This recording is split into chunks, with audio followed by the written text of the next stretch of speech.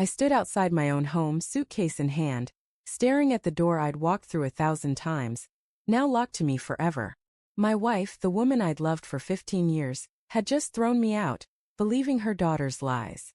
I didn't know how to feel. Anger, heartbreak, or just numb disbelief. The cold bit at my fingers as I stood there, the porch light flickering like it was mocking me. This was my life, unraveling in a single night. Let me take you back to how it all started. My name's David, and I met Sarah when we were both in our late 20s.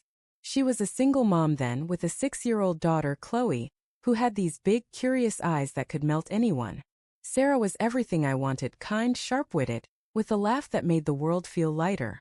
We built a life together piece by piece.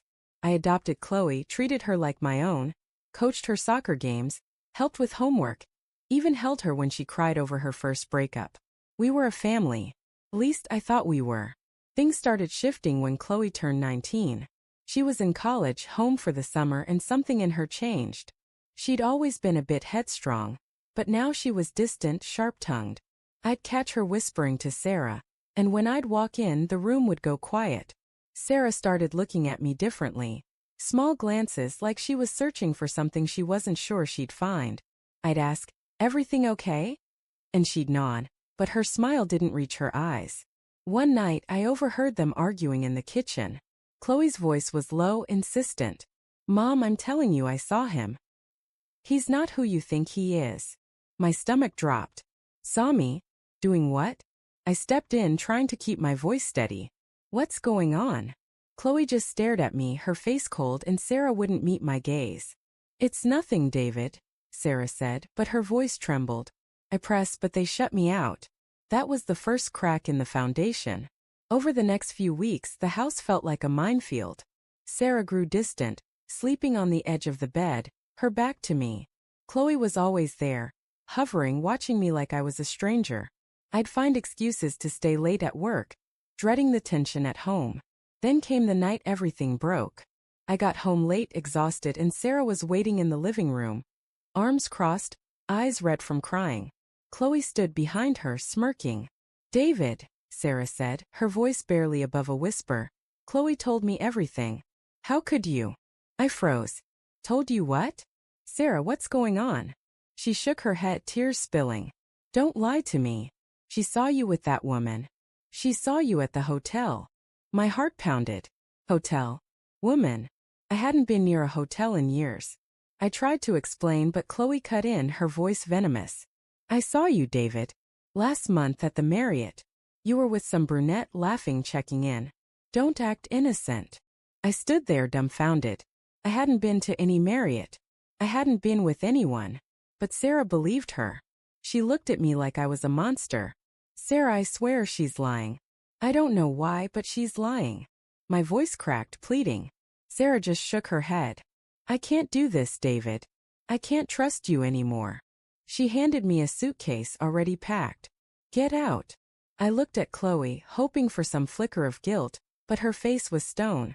That night I slept in a cheap motel, staring at the ceiling, replaying every moment, wondering how my daughter could betray me like this. The divorce came fast. Sarah didn't want to talk, didn't want to hear me out. I moved into a small apartment, alone, surrounded by boxes I didn't bother unpacking. I kept thinking about Chloe's lie. Why? What had I done to make her hate me? I started digging, desperate for answers. I checked my bank statements, my schedules, anything to prove I wasn't at that hotel. Then I remembered, Chloe had borrowed my car that month. I'd let her use it for a weekend trip with friends. Something clicked. I called a friend who worked at the Marriott, asked him to pull their records. Sure enough, Chloe had checked in that weekend, not me. She'd used my name, my card. But why? I confronted her, showed up at the house one evening. Sarah answered, looking tired, wary. Chloe was there, and I laid it all out, the records, the proof. "Why, Chloe? Why do you do this?" Her face went pale, but she didn't answer. Sarah stared at her, confusion turning to horror. "Chloe," she whispered. That's when Chloe broke. She started sobbing, words spilling out. "I just wanted you to myself, Mom. He was always there, always in the way. I thought if he was gone, it'd be like before." The truth hit like a punch. Chloe had resented me all along, felt I'd stolen her mom. She'd woven this lie to tear us apart, and it worked. Sarah's face crumpled and she reached for me, but I stepped back. David, I'm so sorry, she said, her voice breaking. I should have trusted you. But the damage was done. I loved her, but I couldn't unfeel the betrayal, the months of exile, the way she'd looked at me like I was nothing. I walked away that night, my heart heavy but clearer. The divorce went through, but Sarah and Chloe's world unraveled. Sarah couldn't look at Chloe the same, and Chloe moved out, unable to face her own guilt. I heard they barely speak now. As for me, I'm rebuilding piece by piece. I've got a small place, a new job, and a quiet kind of peace. Some nights I still think of Sarah's laugh, the way we used to be. But I've learned something. Love can blind you, but truth cuts deeper. If you've listened all the way till now, thank you. It means a lot to share this story, to know someone out there hears it. Your support keeps these moments alive, and I'm grateful for that.